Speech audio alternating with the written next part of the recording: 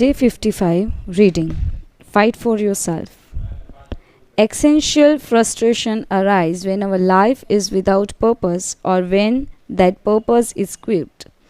The Frankel's view, however, there is no need to see this frustration as an anomaly or a symptom of neurosis. Instead, it can be a positive thing, a catalyst for change.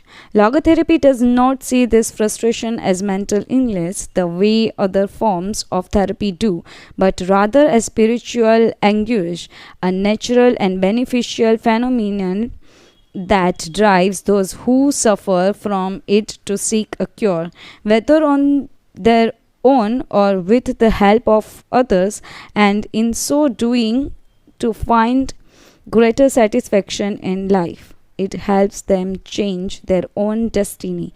Logotherapy enters the picture if the person needs help doing this, if he needs guidance in discovering his life's purpose and later in overcoming conflicts so he can keep moving towards his objective.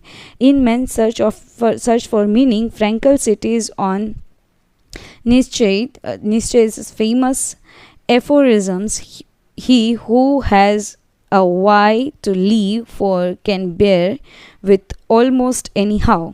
Based on his own experience, Frankl believed that our health depends on that natural tension that comes from comparing what we have accomplished so far with what we had like to achieve in the future.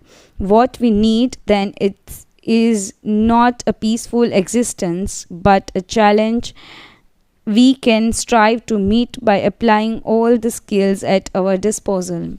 Existential crisis, on the other hand, is typical of modern societies in which people do what they are told to do or what others do rather than what they want to do. If they often try to fill the gap between what is expected of them and what they want for themselves with economic power or physical pleasure, or by numbing their senses. It can even lead to suicide. Sunday neurosis, for example, is what happens when without the obligation and commitments of the work week, the individual realizes how empty he is inside. He has to find a solution. Above all, he has to find his purpose, his reason for getting out of bed, his ikigai. According to logotherapy, discovering one's purpose in life helps an individual feel that existential void.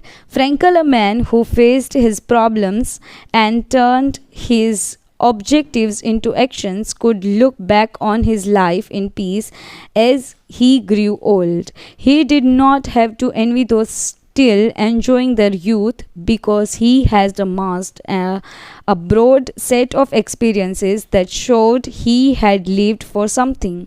I feel empty inside. In a study conducted at a Vienna Polyclinic Hospital, Frankel's team found that 55% of the patients that they interviewed were experiencing some degree of existential crisis. Thank you so much.